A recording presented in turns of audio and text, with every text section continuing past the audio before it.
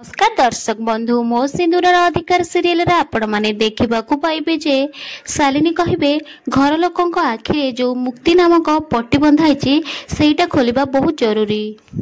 लाली कहे मिछ ए सब मिछ जज साहेब ये सब किसी मिछ कहूची यारी पई आज मो सुंदरी एमिति अवस्था है। शालिनी कहे मु किसी मिछ कहूनी कि भूल कहूनी जज साहेब नता सहित अन्याय हेजी आउ ताकू न्याय मिलवा दरकार। लाली कहे कि तू खाली एठू बाहरे तापरे मु तो कथा बुझीबी।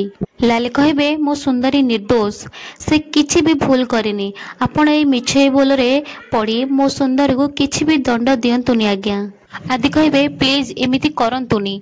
जजेस कहे कि प्लीज समस्ते निज निज जगह बसी जातु आ कोर्ट को ता कार्य करबा को दियंतु नहले आमे बाध्य ही आपण मानकु बाहर को पठे देबु। शालिनी कहे कि जज साहेब मो बस एति कहबा को चाहूची ए मुक्ति मो परिवार इमोशन सहित खेली समस्त को बोका बनेबा को चाहूची। स्मिता कहे मिस्टर मल्लिक आपण को किछि कहबार अछि कि मिस्टर मल्लिक मना करिवे। स्मिता कहे जज साहेब मुझे मोर द्वितीय विटनेस को डाकिबाकू चाहूची जहा कथा सुनी सारला परे आपण जानि परिबे जे मुक्ति ही नताशा को मारिबाकू चेष्टा करिथिला। एहापरे स्मिता चंद्रकांत परिड़ा को द्वितीय विटनेस भाव डाकिबे। जज साहेब कहे कि चंद्रकांत परिड़ा कोर्ट को कहतु आपण जहाँ भी सत जानी। चंद्रकांत कहे जज साहेब मु मिस्टर आदित्य पाखे काम करुली आदि मुक्ति कहले नताशा उपरे स्लाब पकेबाकू। मुक्ति कहे जज साहेब ये मिछ कहते ना मु एमिति किछि कहिछि ना मु ए लोक को चिन्हिछि। आदि कहे जज साहेब ये मिछ कहूची ये आम कंपनी रे साधारण गोटे जेसीबी ऑपरेटर याकू मु बाहर कर देथिली कामरु बोली ये एमिति मिछ कहूची रागरे। शालिनी कहे आदि प्लीज एबे तो मुक्ति को बंचाइबा छाड़ से भूल करिछि आमे समस्ते जानिछे आउ एबे से शास्ति पाइबा दरकार। नताशा को मारिबा पई केते थर चेष्टा करिछि। विक्रांत कहे सैट अप शालिनी तमे तम कथा कहबार लिमिट क्रॉस करि जाउछ। मुक्ति कहे कि शालिनी तमे एमिति कोन पई मिछ कथा उडा कहि चलिछ तमे तो सब किछि जानिछ ना बार बार निया लागिबा आउ सेथरे मु फसिबा ए सब तमे सब जानिछ आउ तमे भी तो सेतबे नताशा संगरे थिलो ना। शालिनी कहे देखिले जज साहेब ये केते मिछ कहूची हे भगवान एते मिछ।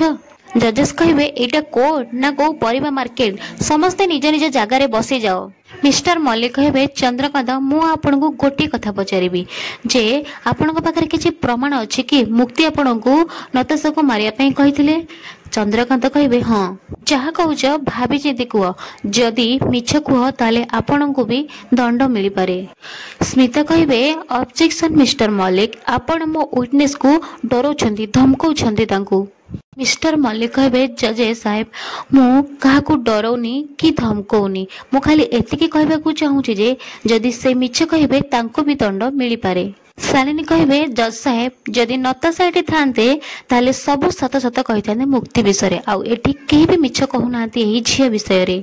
जज साहेब कहे मिस स्मिता नताशा कोर्ट रे हाजर हो पारिबे कि। स्मिता कहे नो मिलर्ड तांको देह बहुत खराब अछि तेणु से कोर्ट को आसी पारिबे नाही। शालिनी कहे किंतु जज साहेब डॉक्टर भी ठीक से कहि पारुनांती नताशा बे बंचिबे कि नाही।